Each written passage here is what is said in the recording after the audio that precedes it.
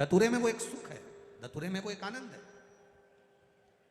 पंच पुष्प में पहले नंबर का पुष्प है पारिजात का पुष्प, दूसरे नंबर का पुष्प है, बोलते जाओ ले लिए, कनेर का पुष्प, तीसरे नंबर पर पुष्प है शमी का पुष्प, चौथे नंबर पर पुष्प है मंदार आकड़े का पुष्प, और पांचवें नंबर पर जो पुष्प है वो है धतूरे का पुष्प।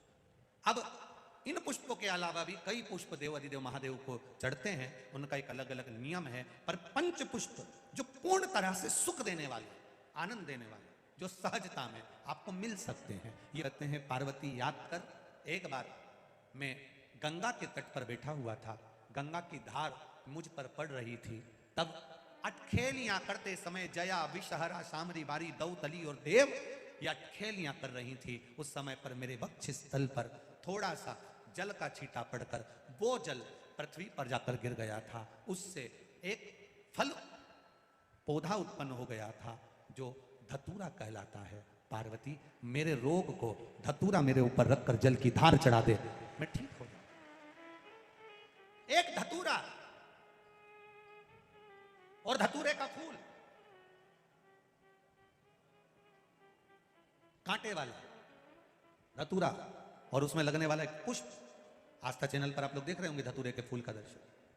धतूरा और धतूरे का पुष्प, छोटा सा पौधा है, ज्यादा बड़ा नहीं है, कांटा लग रहा है, धतूरा लग रहा है, और उसमें भी साधारण धतूरा नहीं, जिस धतूरे के नीचे की डंडी लाल कलर की होती है, अगर वो सोमवार की अष्टमी को देव अधिदेव महादेव को समर्पित करी जाती है तो उसके घर में कभी संपदा की कमी नहीं होती है। वो धतूरा है, साधारण नहीं है।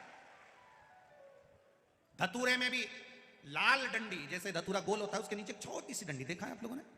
अरे देखी कि नहीं देखी बोलो? धतूरा देखा है ना?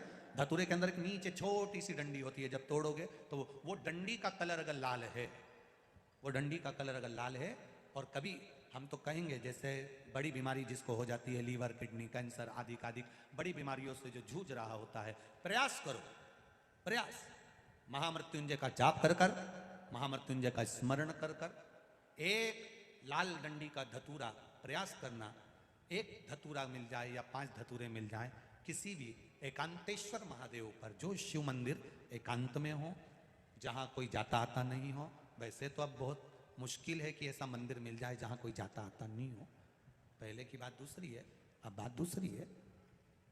फिर भी कहीं आप रोड पे से निकल रहे हो, एकांतेश्वर महादेव अगर आपका दिख जाए, बहुत बीमारियों से ग्रसित हो, तो भी महामृत्युंजय जाप का स्मरण कर कर, या किसी विद्वत ब्राह्मण जन से महामृत्युंजय मंत्र का जाप कराकर, या भगवान शिव के मंत्र का जाप स्वयं कर कर, वो भी ना बने तो पंचाक्षर मंत्र नमः शिवाय, षडाक्षर मंत्र ओम नमः शिवाय, या श्री शिवाय नमस्तुभ्यम जप कर वो लाल डंडी का धतूरा 5 एकांतेश्वर महादेव को आप समर्पित कर सकते हो। रोग थम जाएगा, जो दवाई खाओगे वो शरीर को लगना प्रारंभ हो जाएगी और आप स्वस्थ होना प्रारंभ हो जाएंगे। अगर बड़ा रोग है,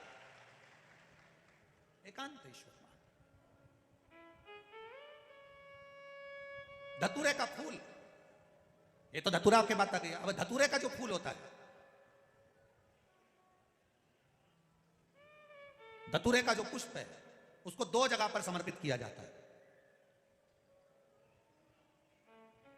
2 जगह। एक धतूरे का पुष्प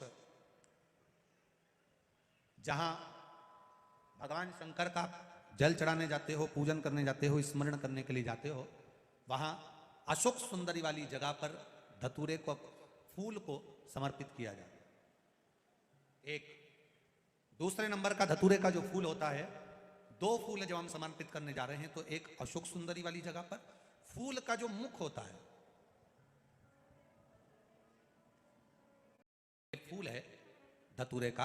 वैसे तो धतूरे का फूल लंबा होता है, आपने दर्शन किए किस किसने करे ना, सबने दर्शन।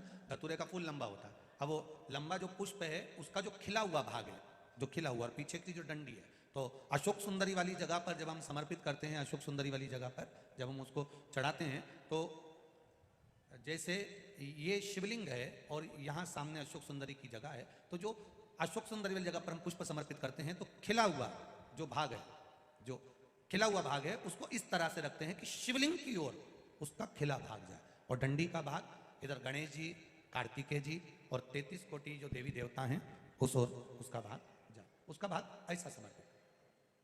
एक दूसरा, शिवलिंग पर जब हम धतूरे का पुष्प समर्पित करते हैं, शिवलिंग पर जब हम धतूरे का पुष्प समर्पित करते हैं तो उस फूल का खिला हुआ जो भाग होता है उसका मुख हमारी ओर होना चाहिए, अर्थात डंडी का मुख जब शिवलिंग पर चढ़ाएंगे तो डंडी का मुख उधर हो और खिला हुआ भाग हमारी ओर।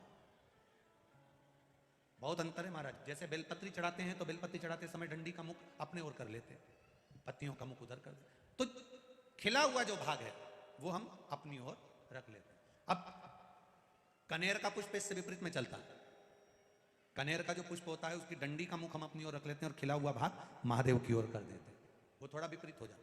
तो शिव तत्व कह रहा है, भगवान शंकर का संवाद कर रहा है, शिव महापुराण की कथा कर रही है। दो स्थान धतूरे के पुष्प को समर्पित करने के लिए दिए। कौन कौन सा स्थान है? जम के बोलो, पहला जम के बोलो, अशोक सुंदरी के स्थान पर खिला हुआ भाग कहां होना चाहिए? महादेव की और डंडी का भाग जहां 33 कोटि देवता हों, गणेश जी कार्तिकेय हों, उस ओर। और दूसरा देवादिदेव महादेव के शीश पर, शिवलिंग के ऊपर। एक बात बहुत ध्यान लगाकर सुनिएगा, स्मरण में रखिएगा, जब